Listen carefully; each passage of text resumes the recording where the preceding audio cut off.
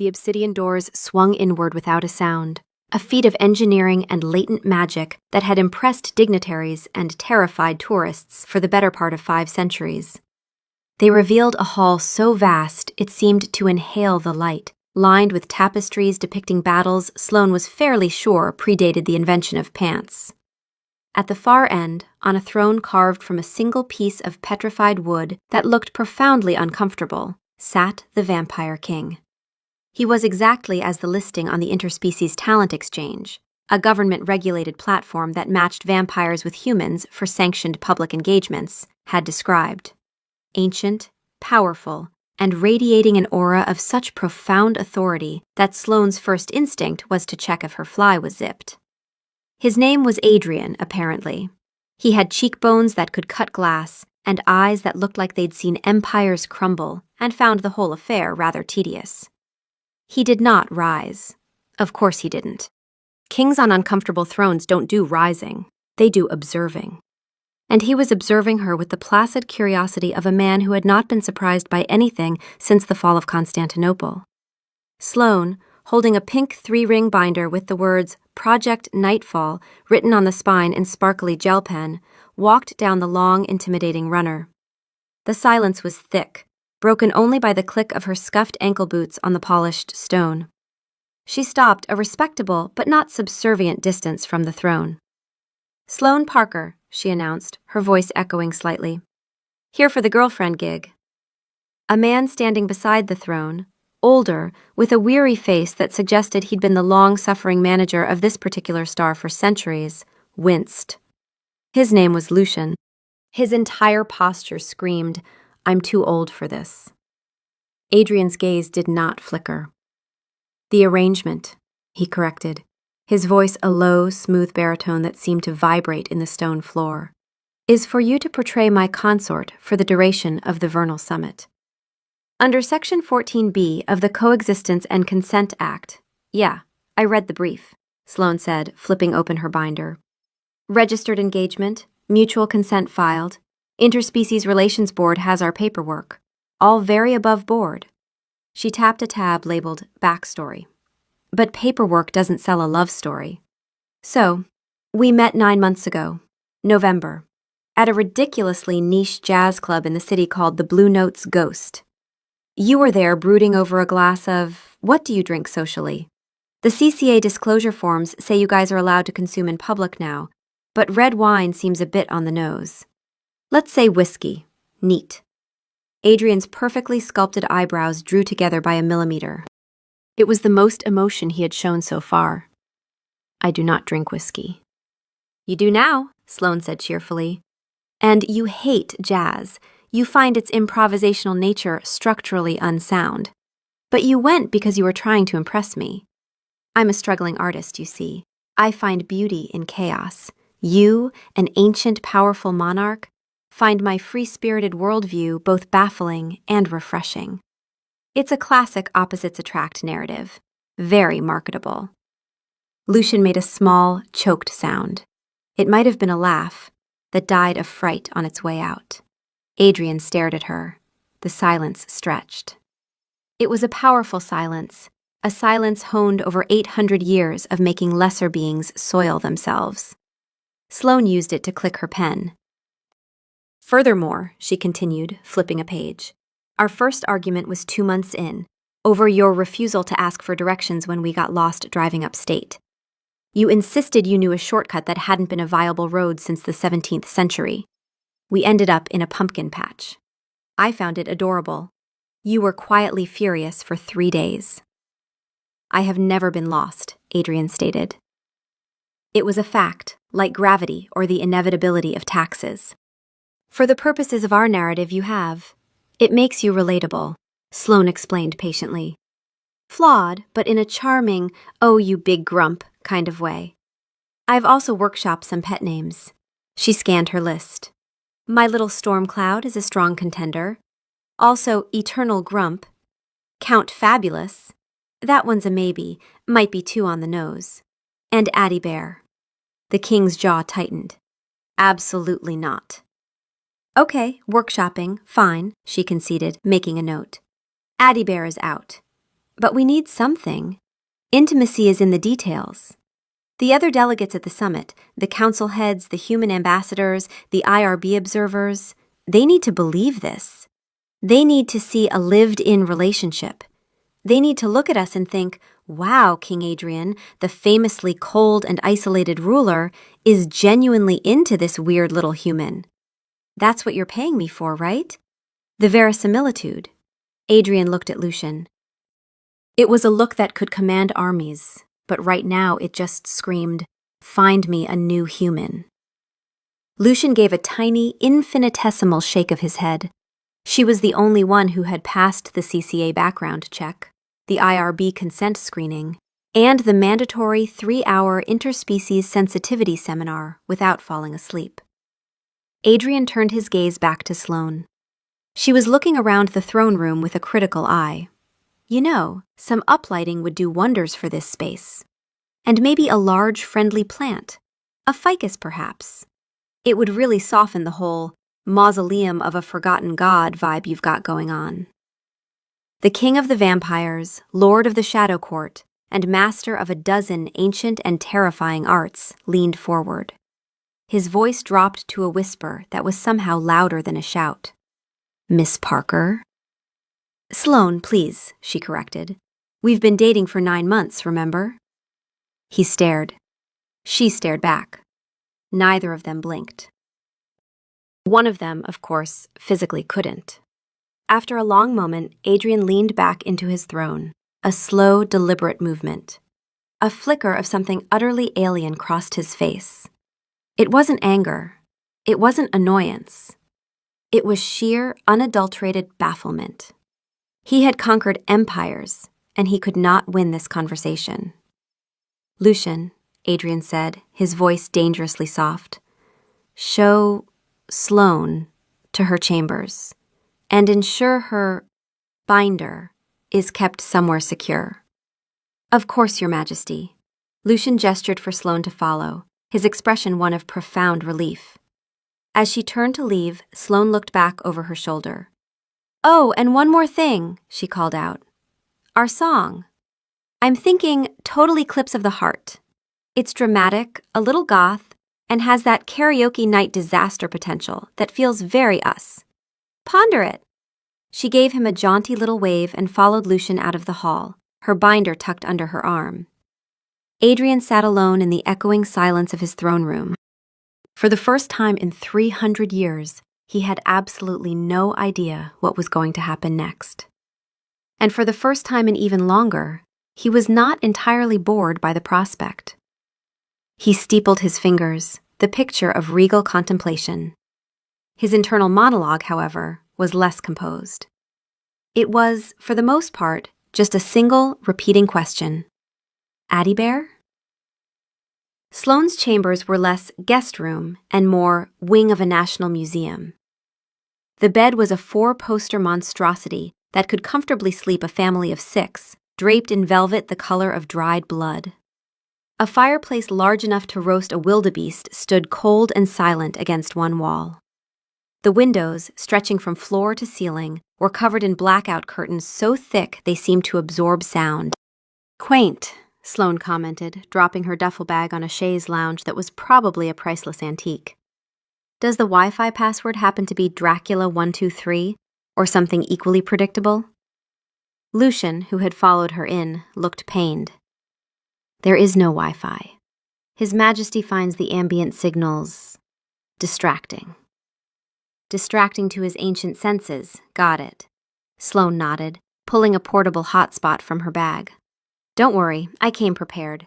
An actress without an internet connection is an actress who can't check her audition emails. It's a fate worse than death. No offense.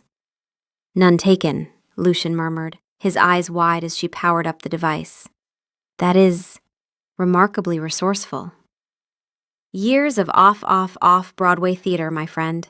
You learn to solve problems. Like, for instance, she walked over to one of the giant windows and tugged at the curtain. It didn't budge. She tugged harder. Nothing. Okay, so these are purely decorative, or is there a trick to it? They are not decorative, Lucian said, a hint of alarm in his voice. They are a matter of survival. Direct sunlight is still lethal. The CCA's architectural standards for mixed-species habitation require UV-blocking infrastructure in all registered vampire residences. Right. Burns you to a crisp. Lethal. Got the memo. I saw the public safety posters on the subway. She gave the curtain one last futile yank. It's just a little claustrophobic. Don't you ever miss seeing a sunrise?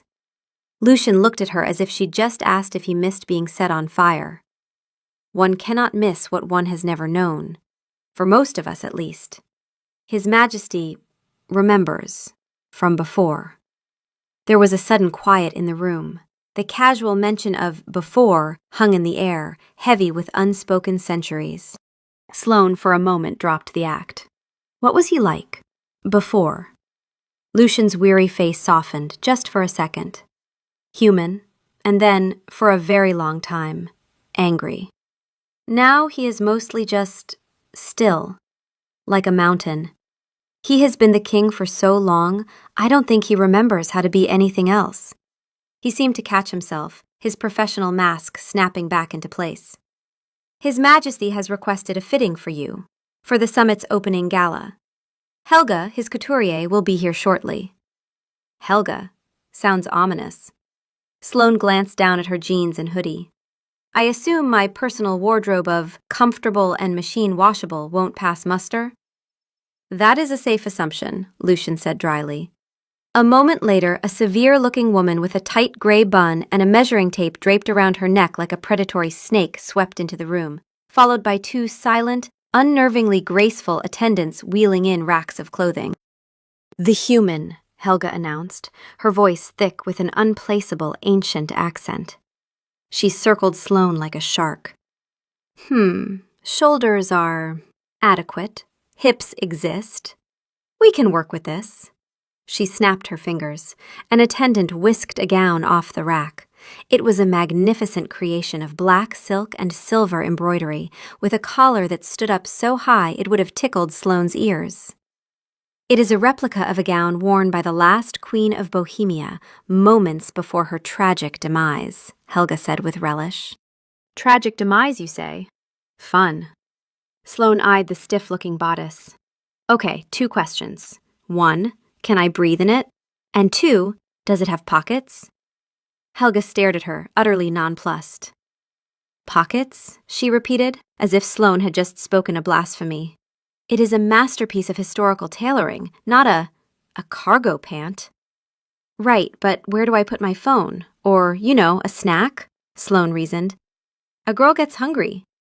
You guys don't eat, but my mortal coil requires sustenance. Preferably in the form of tiny crackers. Helga looked to Lucian for help. Lucian just closed his eyes, as if praying for a swift, painless end. We will sew a pocket, Helga conceded through gritted teeth, the words tasting like ash in her mouth. A small one. Excellent, we're collaborating, Sloane beamed. Now, let's see what else you've got. Anything in a jewel tone?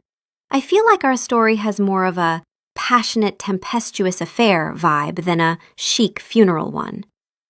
She grabbed a deep crimson velvet dress from the rack. It was dramatic. It was ridiculous. It was also, she had to admit, stunning. She held it up against herself. This one says, I am so beloved by your king that he cloaked me in the color of his very sustenance.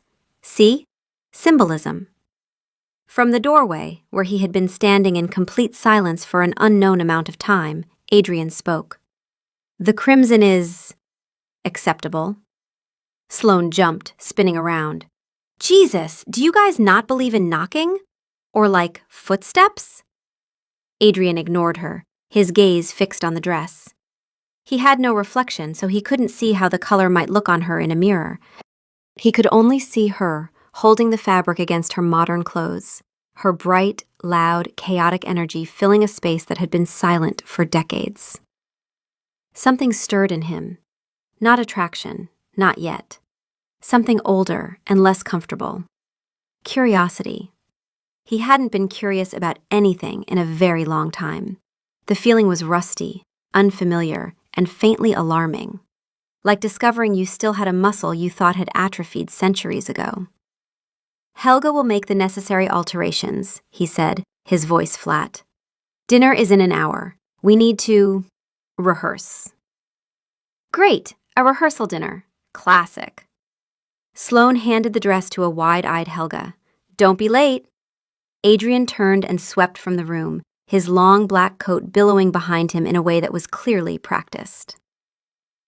The dining hall was smaller and more intimate than the throne room, which meant it was only the size of a basketball court. A long, polished mahogany table was set for two at one end. A single, ridiculously ornate candelabra provided the only light. Adrian was already there, standing by the fireplace, one hand resting on the mantelpiece in a pose of casual brooding. Sloane paused in the doorway, taking in the scene. Wow, she said, her voice breaking the sepulchral silence. You've really committed to the lonely tragic hero aesthetic, haven't you? Very on brand for your character. Adrian turned. He had changed into something that was, for him, probably casual wear. A simple black silk shirt, unbuttoned at the collar. This is not a character, Miss Parker. This is my home. Sloane, she corrected automatically, walking toward the table. And home or not, we're putting on a show. Speaking of which, she pulled a chair out. It scraped loudly against the stone floor. Let's get to this rehearsal. What's my motivation for this scene? Adrian gestured to the table. The motivation is to learn the basic protocols of the summit so you do not embarrass me. The Vernal Summit is the annual meeting of all vampire governance councils and their human liaison counterparts under the Coexistence and Consent Act. The IRB sends observers. Every interaction between vampire and human delegates is scrutinized. On the table, two place settings were laid out. In front of her chair was a covered silver platter. In front of his, there was nothing but a crystal goblet filled with a dark, viscous liquid. Sloane sat down. A silent attendant appeared from the shadows and whisked the dome off her plate, revealing a perfectly cooked steak with roasted vegetables. It smelled divine. Oh, nice, she said. But for our backstory, this is a little formal. Our first fancy dinner was at that terrible Italian place that gave you food poisoning. Remember? You spent the whole night pretending to enjoy the spaghetti carbonara because I loved it so much? Adrian's face was a mask of polite confusion. Vampires cannot get food poisoning. Right, but I don't know that. Not yet. In our timeline, that little secret doesn't come out until month 4, after the infamous sushi incident. She picked up her knife and fork. The point is, you suffer for my happiness. It's romantic. So what do we talk about? We discuss neutral topics. The weather, perhaps. The weather? Addie, we're supposed to be madly in love. We should be talking about our future, our hopes, our dreams. She leaned forward. I'll start. I'll tell you I'm thinking of adopting a cat. You, being an ancient creature of the night, are historically more of a bat person. You're wary of the cat's independent nature. It creates a little frisson of gentle conflict. See? Adrian picked up his goblet, swirling the contents. The smell of the steak was rich and savory in the air. He remembered smells like that. He remembered the taste of roasted meat from a market stall in Prague, longer ago than most civilizations. The memory was faint, a watercolor painting faded by centuries of crimson monotony. It was an unpleasant reminder of everything he had lost. He did what he always did with unpleasant reminders. He set the feeling down carefully, in a place where it couldn't reach him, and moved on. We will not be discussing cats, he stated. Fine, no cats. Sloane took another bite. So the summit. Help me understand the stakes. Why does the Vampire King need a fake girlfriend? You've been solo for centuries. Why does it matter now? Adrian was silent for a moment. Lucian would have answered this diplomatically. Something about political optics and the modernization of vampire governance under the CCA. But Sloane had asked him directly, and he found himself, unexpectedly, wanting to give her a real answer. The Coexistence Act changed things, he said slowly. For centuries, our kind existed in shadow. Now we are integrated. There are vampire members of parliament, vampire-human joint ventures. The younger generation of my own court marries humans openly, has mixed families, lives in the daylight world, metaphorically at least. He paused. I am the oldest surviving vampire monarch. I was old when the act was signed. I was old when the negotiations began. I was old when the first human ambassador set foot in a vampire court and did not immediately die. My isolation was once seen as strength. A king needs no one. But the world has changed, and a king who needs no one now looks like a king who cannot adapt. A relic. A liability. So the girlfriend gig is a PR exercise. It is a survival exercise, he corrected quietly. If the council believes I cannot engage with the new world, they will find a king who can. Sloane set down her fork. Okay, she said, her voice softer. That's actually a pretty good motivation. I can work with ancient king trying not to be obsolete. It's got pathos. She reached across the table and took his free hand. His skin was cool, smooth, and utterly still. It was like holding a marble statue. For a creature of immense, world-breaking strength, his grip was surprisingly gentle as his fingers instinctively closed around hers. Like this, Sloane said, and you have to look at me. Not like I'm a fascinating new species of fungus, but like you've been waiting 800 years for me to show up. He met her eyes, and for a second, just a second, the king was gone. In his place was just Adrian, an ancient being holding the hand of a warm, mortal woman, the smell of her food, the sound of her breathing, the sheer, vibrant life of her filling the cold, dead air of his dining hall. He thought about what she'd said, waiting 800 years. He thought about the crushing weight of those years, the loneliness, the endless, silent nights. He looked at her, at this strange, impertinent creature with her binder and her hotspot and her talk of pumpkin patches, and for a fleeting moment the acting felt less like acting. It was at that precise moment that Adrian did what he had perfected over 8 centuries. He felt something inconvenient, and he put it away. He withdrew his hand. Not sharply, that would have been revealing. Slowly, deliberately, folding his fingers closed as if returning a borrowed object.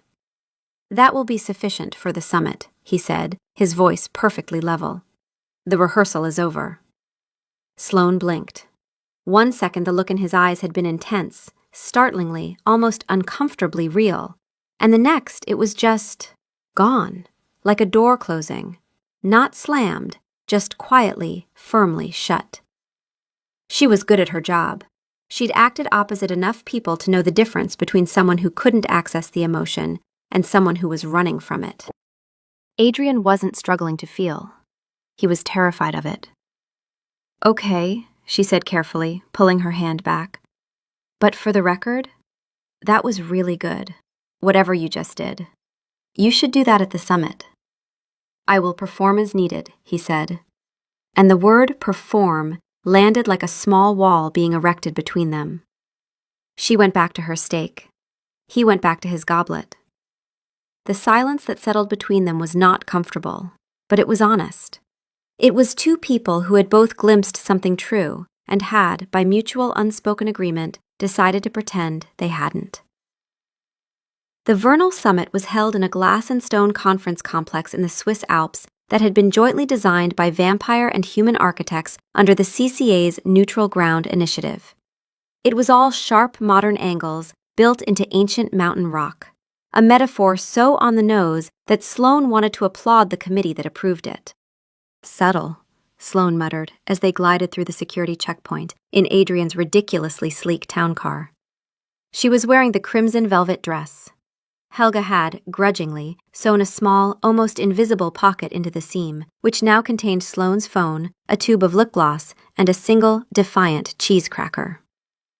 The summit is an exercise in diplomacy, Adrian said, his voice a low murmur. He was staring straight ahead, the picture of regal composure. Every gesture is scrutinized. Every interaction between vampire and human delegates is noted by the IRB observers. So it's like Thanksgiving with my extended family, but with more protocol and less passive aggression. The aggression is rarely passive, he corrected. The car stopped. They stepped out into the cold mountain air. The courtyard was a carefully managed mixing ground. Vampires in formal attire, human ambassadors in suits, IRB officials in their distinctive gray blazers with a Coexistence Act seal embroidered on the breast. Everyone moved with purpose. The hush of political theater was everywhere. Okay, showtime, Sloane whispered, slipping her arm through Adrian's. She pressed herself against his side. Remember, you're mad about me, but tastefully. Adrian stiffened for a fraction of a second before forcing himself to relax. He placed his hand over hers, his cool fingers covering her knuckles. The contact was grounding. In this nest of politics and ancient protocol, her simple, solid warmth was an anchor. As they walked toward the grand entrance, heads turned. Every eye found them. King Adrian, the unmoving, the solitary, with a vibrant, unknown human woman on his arm. The whispers started immediately. A distinguished vampire delegate leaned toward her human counterpart. He looks different, she murmured. Is she his registered consort? The human whispered back, checking a tablet. I don't see a formal bonding declaration on file. Sloane gave them a bright, sunny smile and a little wave. Hi! The two delegates exchanged a look of bewildered uncertainty. Adrian leaned down, his lips brushing her ear. Do not interact with them. Why not? They seem nice. I bet the human one has great gossip about the IRB. They are trying to determine whether you represent a policy shift or a scandal. Why can't I be both? She squeezed his arm. The summit itself was 3 days of meetings, formal dinners, and diplomatic receptions. On the first night, Sloane deployed the binder. She told everyone their love story. She shared the pumpkin patch anecdote with a senior member of the Vampire Governance Council, who actually chuckled, a sound his colleagues had not heard in 2 centuries. She debated modern art with a 400-year-old Florentine delegate and won. She taught a group of stoic vampire security officers how to play heads up on her phone during a break, which resulted in one of them trying to act out Beyoncé without speaking while his supervisor walked in. Through it all, Adrian found himself playing a role he hadn't anticipated, the straight man. He was the bemused, adoring partner, shaking his head at his lover's delightful antics. Every time Sloane did something outrageous, he would sigh, share a look of fond exasperation with the nearest delegate, and say something like, "She is a force of nature." And the terrifying thing was how easy it was. Not the performing, the feeling. Because every time he said it, it was less of a line and more of an observation. She was a force of nature. She moved through his cold, still world like something warm and alive and completely unbothered by the 800 years of weight he carried. And every time he caught himself enjoying it, enjoying her, he carefully put that feeling in the same locked place where all the inconvenient feelings went. On the second night, there was a formal ball. The orchestra played a piece that had been popular during the Habsburg Empire. Adrian stiffly asked her to dance, expecting to have to guide her through it. Instead, she followed his lead flawlessly. Years of musical theater training, she whispered as he spun her across the floor. And a semester of movement for actors. I'm a woman of many talents. He looked down at her, at the way the crimson dress swirled around her, at the genuine smile on her face. For a moment, it was easy to forget this was a performance. The thought was both terrifying and exhilarating. They moved together in perfect sync, a splash of color and life in a world of ancient formality. Every eye was on them, and for the first time, Adrian didn't feel their scrutiny as a pressure. He felt something worse. He felt proud. The feeling arrived and he almost stumbled. Proud? Of what? Of a performance? Of a woman he was paying to stand next to him? He caught himself, corrected his footing, and put the feeling away. Another one for the locked room. When the dance ended, she curtsied with a flourish. So, she said, do you think they'd take a request? I'm feeling something by Lizzo. He simply shook his head, a real smile, small but genuine, touching his lips. I believe you have done enough damage for one weekend, Miss Parker. It's Sloane, she said, but her tone was gentle. And the pleasure was all mine, Your Majesty. On the final night, after the last reception, Sloane found Adrian on the terrace. It was bitterly cold. The mountains were silver under a full moon. He was standing at the stone balustrade, his hands resting on the rock, looking out at absolutely nothing. She almost didn't disturb him. There was something in his stillness that felt private, like walking into a cathedral after hours and finding someone on their knees. But she'd learned over 3 days that his stillness wasn't peace. It was a habit so old he'd forgotten it was a cage. Beautiful out here, she said, stepping up beside him. I suppose, he said. He had seen a million beautiful nights. They had long ago blurred into one long, dark expanse. You don't sound convinced. I have lived long enough that beauty requires effort to perceive. It is there. I simply lack the mechanism to feel it as you do. That's the saddest thing anyone's ever said to me at a work event, Sloane said, and she meant it. She leaned against the cold stone, crossing her arms. And I once heard a mime cry at a holiday party. He almost smiled at that. Almost. She watched the smile almost arrive and then not, like a bird that considered landing and changed its mind. Can I ask you something? She said. You will regardless. The summit's been a success. Everyone's buying it. The council is charmed. The IRB observers look satisfied. You've achieved what you needed. She paused. So why do you look like you just lost something? The question landed in the silence between them and stayed there. Adrian did not answer for a long time. When he did, his voice was quieter than she'd heard it. Because for 3 days, I have been pretending to be someone who is capable of connection. And I have been adequate at the pretense. Perhaps even convincing. He looked at her, and the mask was thinner than it had ever been. But in 2 days, you will leave, and the pretense will end, and I will be exactly what I was before you arrived, a very old man sitting alone in a very large room. Sloane's professional smile faltered.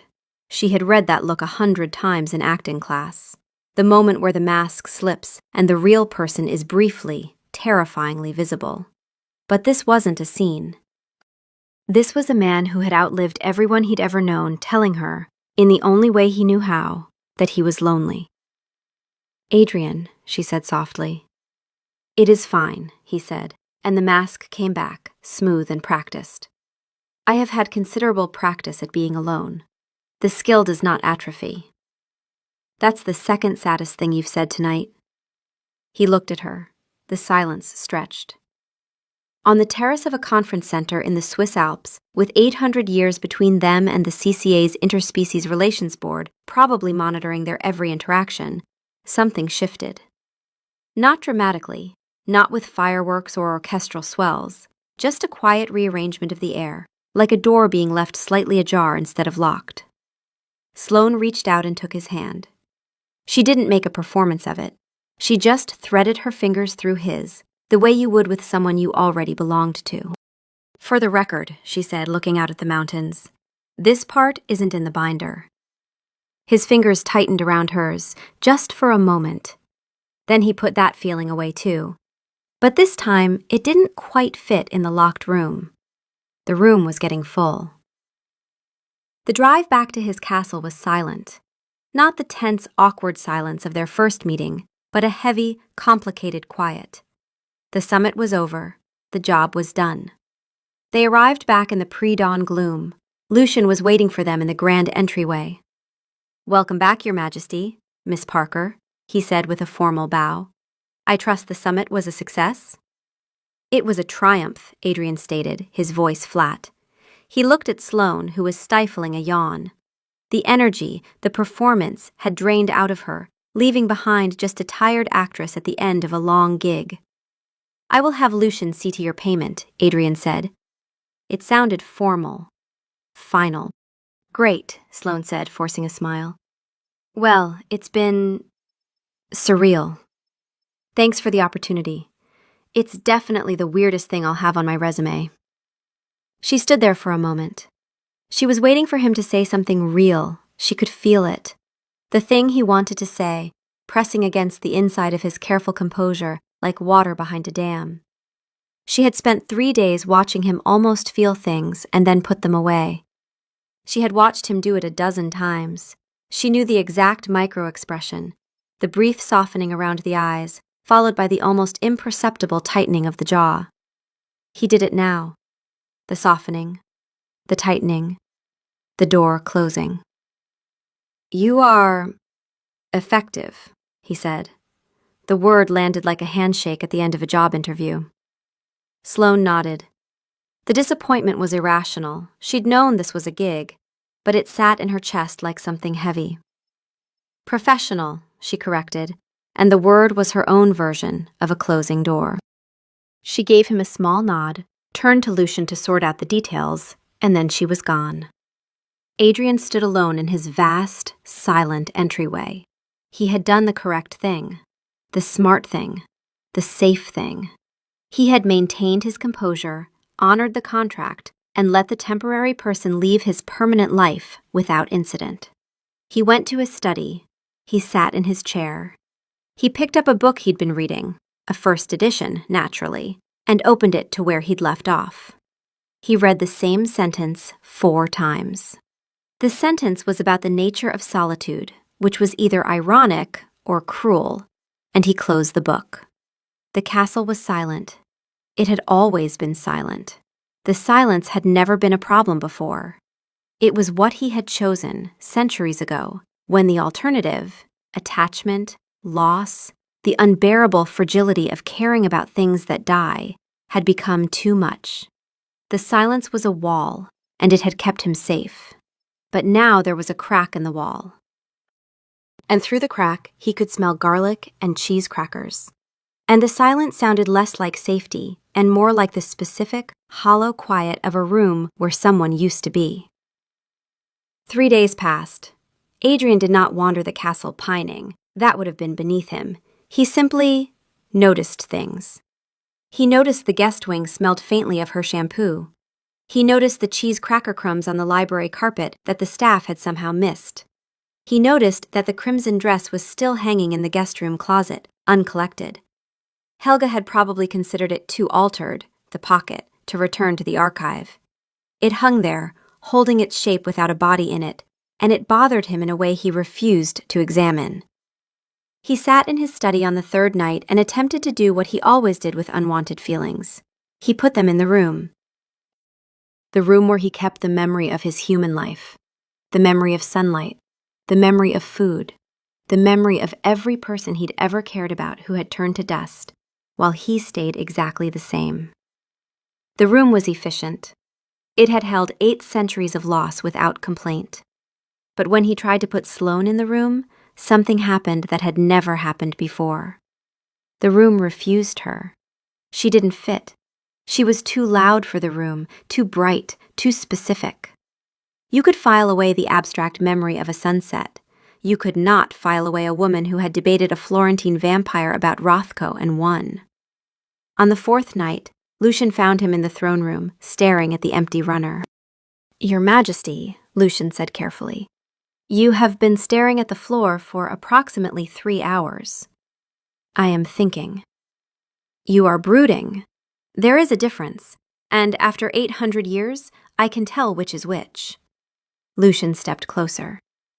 "The summit reports are excellent. The council is satisfied. The IRB filed a positive observation. By every measurable metric, the arrangement was a success." "Yes," Adrian said, "a success. And yet you look precisely as you did after the siege of Vienna, which, I will remind you, we lost." Adrian finally turned. His old advisor's face was carefully neutral, but his eyes were knowing. He had served Adrian since before he was a king, since he was a brash young knight who laughed too loudly and fell in love too easily. That man had been gone for centuries, but Lucian remembered him. "She was temporary," Adrian said. "That was the arrangement. The arrangement was temporary. She, however, continues to exist. These are different facts. What would you have me do, Lucian? She is immortal. She will live at best another 60 years. I have already lived through 60 years so many times I have lost count. I know exactly how it ends. It ends with me sitting in this room, in this chair, having lost another person I was foolish enough to care about. The mathematics are quite simple. The mathematics, Lucian said, his voice gentle and terribly sad, are the excuse you have used for 3 centuries to avoid living. You did not stop caring about mortals because you lost too many. You stopped because caring was the only thing in 800 years that ever frightened you. The words landed in the stone hall and echoed. Adrian's jaw tightened. It was the look Sloane had learned to read, the almost feeling, the closing door. But Lucian had seen that look for far longer, and he was done watching it. Your Majesty, Lucian said, you hired a woman to pretend to love you because you needed the world to believe you were capable of connection. The world believed it. The question is whether you believe it. The silence that followed was the longest of Lucian's very long life.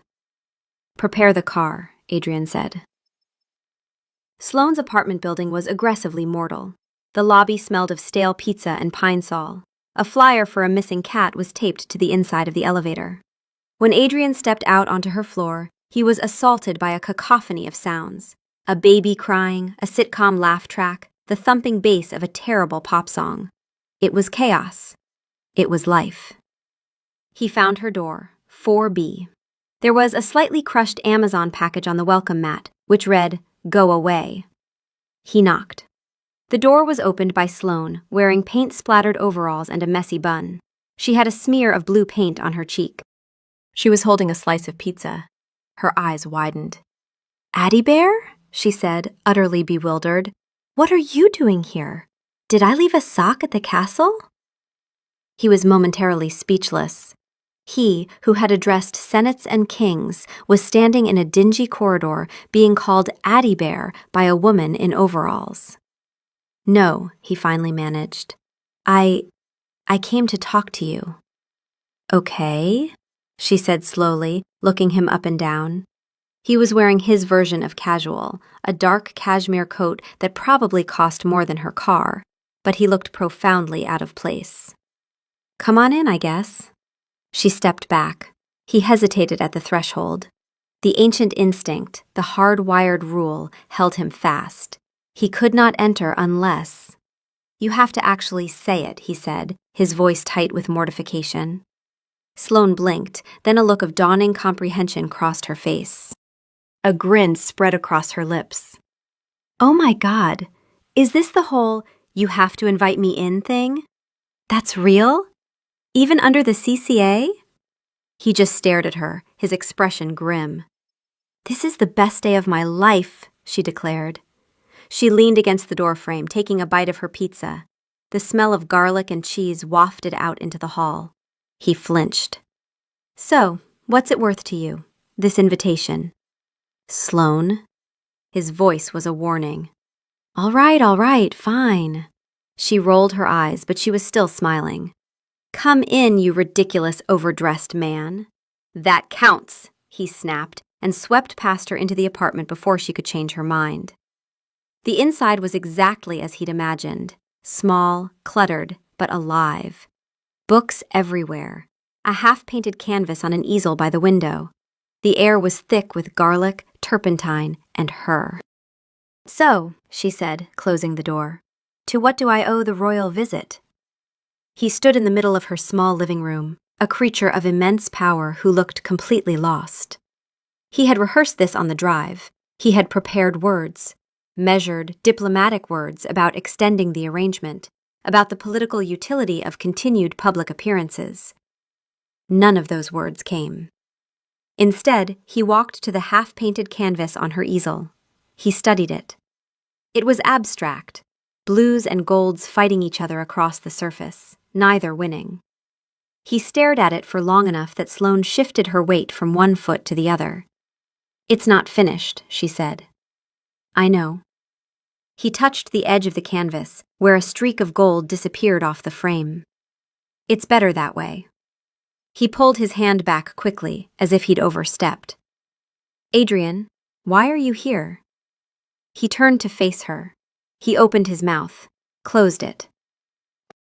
He looked like a man standing at the edge of something very high, calculating the distance. Then he did something she did not expect. He walked to her tiny, cluttered kitchen counter. He picked up a mug, the one she'd left there from this morning, still half full of cold coffee, and he held it, just held it, like he was memorizing the weight. This is yours, he said. It's a mug. You hold it with both hands, even when it's not cold. I noticed that, at dinner, at the summit. You wrap both hands around whatever you're drinking, like you're trying to keep it warm, even when it's already warm. He set the mug down carefully, precisely, in the exact ring of dried coffee it had been sitting in. I have been noticing things like that. For 4 days. I cannot stop. Sloane went very still. I came here to propose a continued arrangement, he said. That is what I rehearsed. A diplomatic extension, more public appearances, mutually beneficial. He paused. But I am standing in your apartment, and I have just told you how you hold a coffee mug, and I think we are both aware that diplomacy is not what this is. He couldn't look at her. He looked at the bookshelf, at the paint on the floor, at the Amazon package she'd kicked inside the door. He looked at everything in the room except the one thing he'd come here for. I would like dinner, he said to the bookshelf, a real one. The silence that followed was not his kind, not the heavy, weaponized silence of a king. It was small and human and full of the sound of her breathing. Dinner's free, she said softly. He finally looked at her. Something in his face rearranged, not dramatically, not all at once, just a loosening, like a fist slowly unclenching. But, she added, and the ghost of her grin returned, the Wi-Fi complaints cost extra. Their first real date was a disaster. Sloane took him to a tiny, crowded ramen shop in a basement downtown. The air was steamy and smelled of pork broth and chili oil. People were shouting orders. The tables were sticky. A sign on the wall read, "Vampire-friendly options available," because even ramen shops had to comply with the CCA's public accommodation standards, though the vampire-friendly option was just a warm mug of type O from a certified blood bank. Adrian looked at the mug. He looked at the ramen. He looked at the crowd of humans and the 3 other vampires in the restaurant, younger ones, comfortable, laughing with human friends, and he felt every single one of his 800 years. This is loud, he said. This is perfect, Sloane said, slurping noodles. Stop being a mountain and drink your, participate. He took a sip from the mug. It was fine.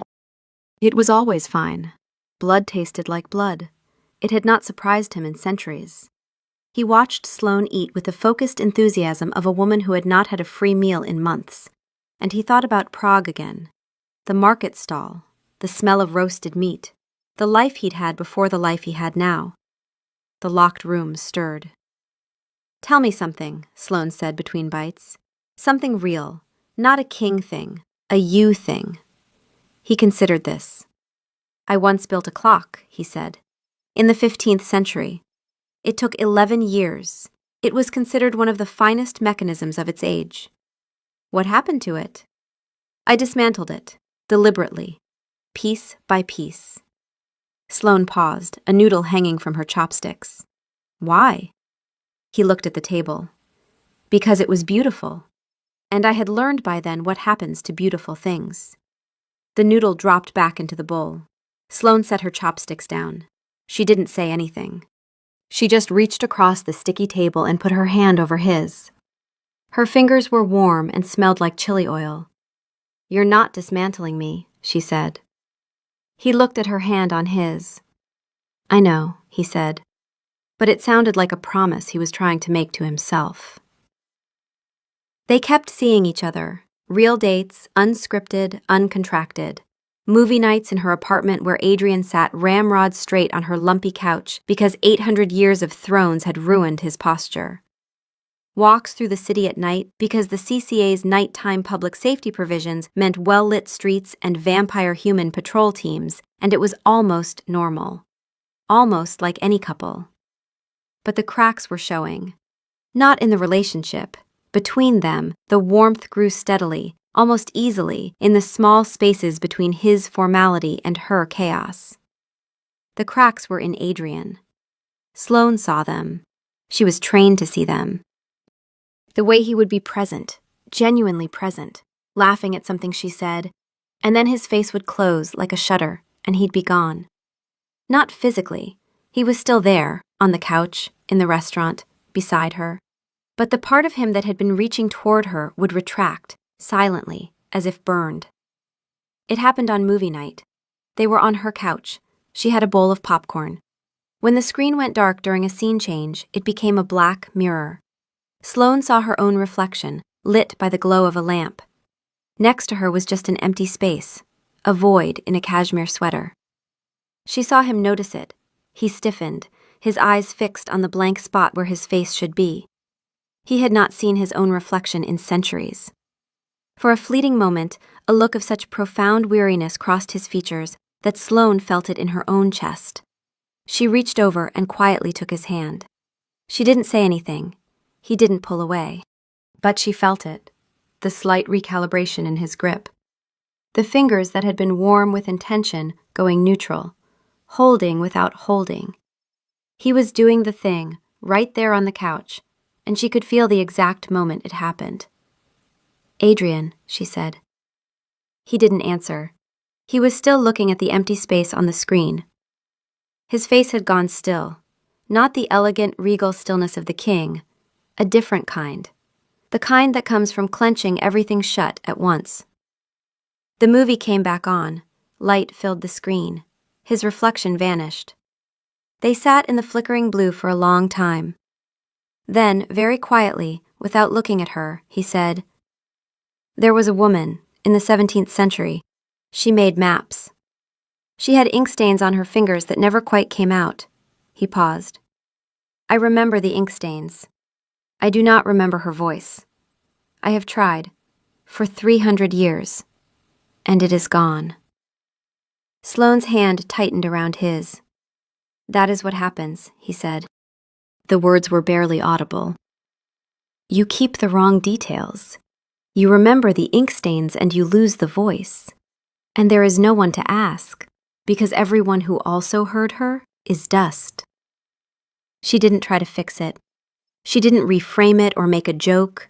She just held his hand and sat in it with him while the movie played, unwatched, and the empty space on the screen stayed empty. After a long time, he turned his head and pressed his lips to her hair.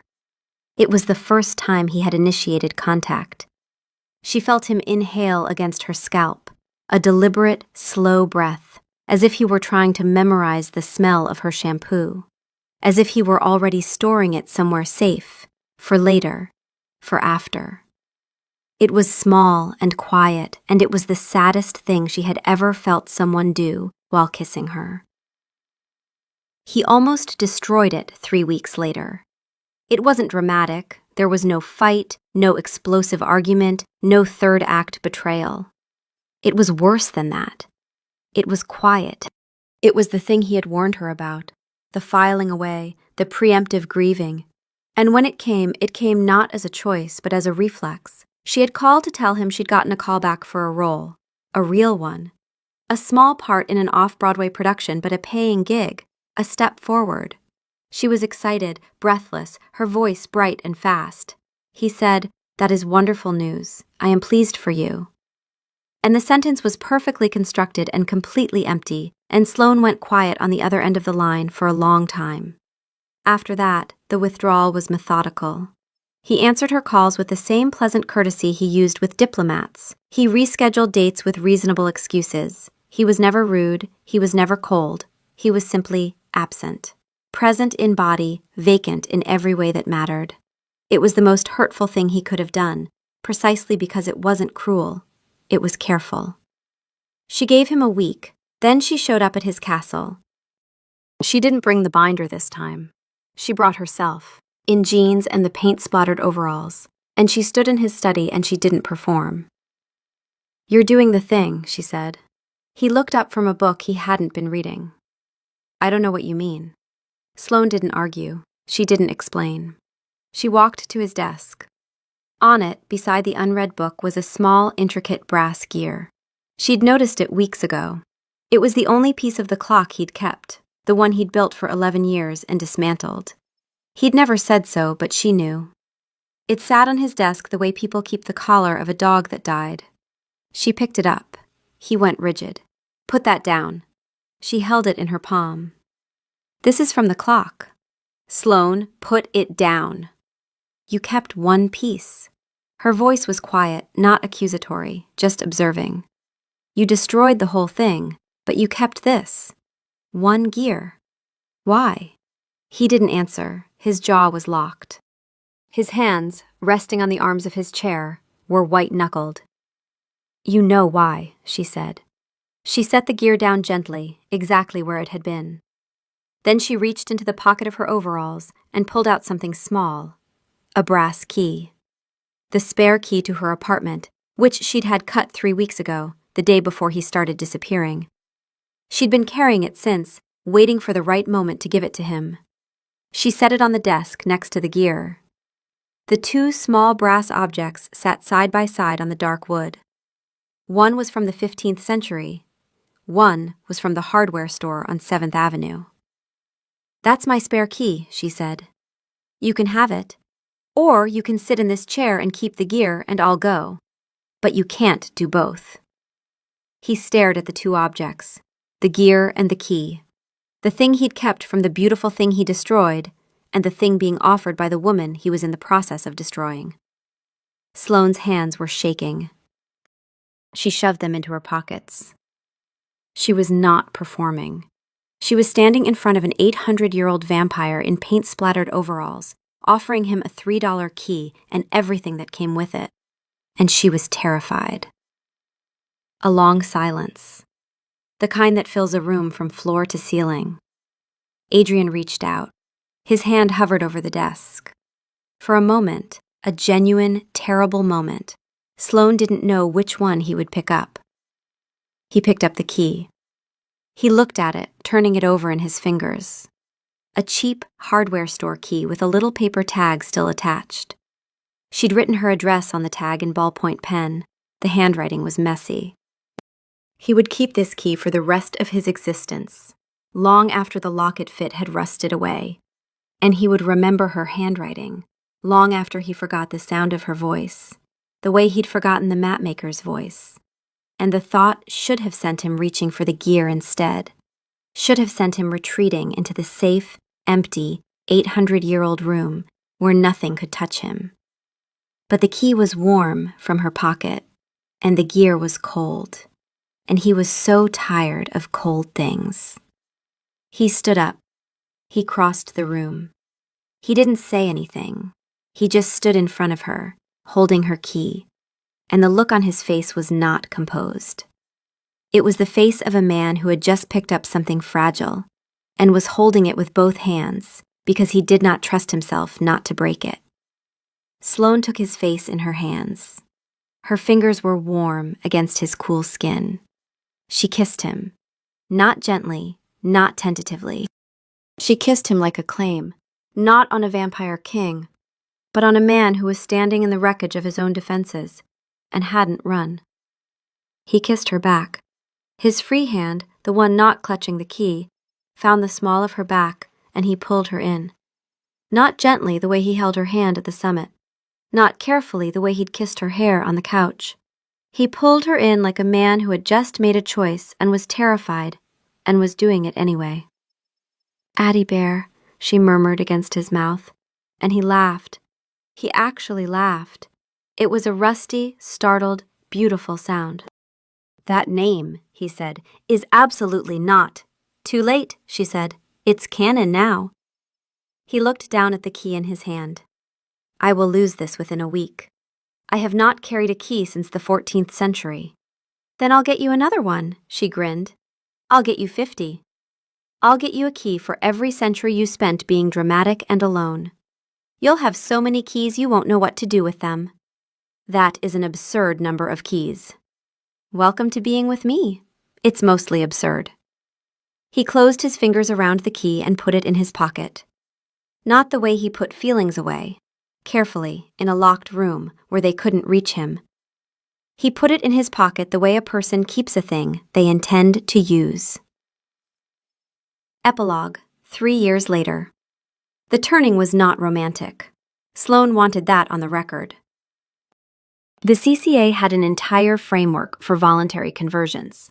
The Informed Consent Protocol, Section 22, which required 6 months of counseling, a psychological evaluation, a notarized declaration of intent, and a frankly unreasonable amount of paperwork. She had joked to Adrian that becoming immortal was easier than getting a driver's license renewed. And he had not understood the joke, because he had never had a driver's license. The procedure itself was clinical and controlled. A registered conversion specialist, a medical team, an IRB observer taking notes on a clipboard. It was conducted in a sterile room in a CCA-approved facility that looked like a dentist's office crossed with a very serious government building. There were fluorescent lights. There were consent forms in triplicate. There was a water cooler in the waiting room that hummed. "This is the least sexy thing that has ever happened to me," Sloane announced as the specialist prepared. Adrian, who was sitting beside her holding her hand with the intensity of a man watching his entire world balance on a knife's edge, said nothing. His face was very still. The old stillness, the mountain, the locked room. But Sloane knew the difference now. This wasn't him putting things away. This was him holding on so tightly to every feeling that he was vibrating with the effort of containing them all. "Hey," she said, squeezing his hand. "I'm coming back. I'm just upgrading." "The process is not without risk," he said, his voice tight. "Neither is eating gas station sushi, and I've done that twice." The conversion took 3 days. She slept through most of it, which was a mercy. Adrian did not sleep because he couldn't, and because even if he could, he wouldn't have. He sat beside her for 72 hours straight, holding her hand, listening to her heartbeat slow and slow and slow, and then, finally, stop. The silence after her last heartbeat was the loudest thing he had ever heard. And then, 12 hours later, her eyes opened. They were different. She could see that immediately, though she couldn't explain how. The room was sharper, clearer, as if someone had cleaned a window she hadn't known was dirty. The fluorescent light that had been buzzing overhead was suddenly a symphony of micro-frequencies she could individually identify. She could hear the water cooler in the waiting room. She could hear Adrian's breathing, which was unnecessary and habitual and, she realized with a start, slightly unsteady. "Hey," she said. Her voice sounded different in her own ears, richer, like the gain had been turned up on a speaker she'd been listening through her whole life. Adrian looked at her. His eyes were red. She hadn't known vampires could cry. Later, he would tell her they couldn't. Not really. It was an involuntary response so old and so buried that even 800 years of careful emotional management hadn't fully eradicated it. In the moment, he just looked at her and couldn't speak. "I feel weird," she said, "like my whole body is a tuning fork someone just whacked." She sat up. The movement was faster than she expected, much faster. She overshot and nearly launched herself off the medical bed. "Whoa, okay, so that's a thing." "Coordination takes time," Adrian said, his voice rough. "Great, so I'm a baby deer, a vampire baby deer." She looked down at her hands. They were pale, paler than before. She flexed her fingers and felt a strength in them that hadn't been there, a coiled, quiet power waiting to be understood. She looked at Adrian. He was watching her with an expression she had never seen on him before, or rather, one she had seen only once, on the terrace in Switzerland, when the mask had slipped and the real man had been briefly, terrifyingly visible. Except now the mask wasn't slipping. He was gone. He was looking at her with his whole face, unguarded, and what was on it was a feeling so large and so old and so raw that it had no name in any of the dozen languages he spoke. "Stop looking at me like that," she said, "or I'll cry, and I don't even know if I can do that anymore." "You can't," he said. "I've been trying for 12 hours. She laughed. It came out strange, the same laugh, her laugh, but with new resonance, new depth. She would spend years getting used to the new version of her own voice, but the laugh was hers, completely, unmistakably hers. She swung her legs off the bed and stood up, too fast again. She caught herself on the railing and then on Adrian's arm. He steadied her, his hands on her shoulders, and for a moment they just stood there, in a fluorescent-lit government medical facility, holding each other. "So," she said, looking up at him, "I have a question." "Yes?" "The Wi-Fi at the castle. Now that my senses are all, turned up to 11, am I going to find the signals distracting too? Because if so, I'm going to need a formal apology for 3 years of mocking you about it." He closed his eyes. "They are mildly distracting." "I knew it," she poked his chest. "You're not getting an apology. You should have said mildly distracting instead of making it sound like you were being attacked by invisible bees." "I have my dignity." "You have a cashmere wardrobe and an uncomfortable chair. Those are not the same thing." He looked at her, this impossible, infuriating, brilliant woman who had walked into his throne room with a pink binder and dismantled 800 years of careful, practiced loneliness, who had refused to be filed away, who had chosen him, chosen this, chosen the endless nights and the blood and the giving up of sunlight and garlic bread and growing old, and had done it with her eyes open and her chin up and a cheese cracker in her pocket. He kissed her forehead. "Welcome to forever, Sloane." Yeah, forever." She smoothed her hospital gown and looked around for her clothes. "First order of business, we're redecorating the castle. I'm serious about the ficus. And the uplighting.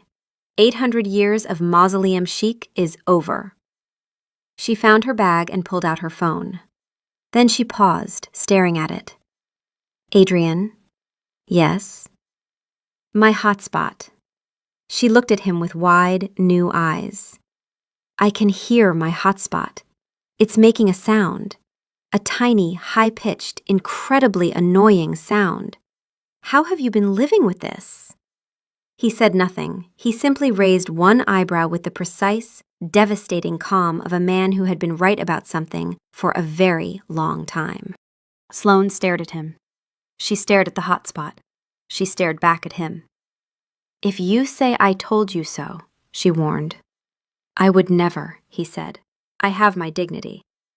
"You keep using that word." She shoved the hotspot to the bottom of her bag and zipped it shut with slightly too much force. Her new strength ripped the zipper clean off. She stared at the broken bag. She stared at her hands.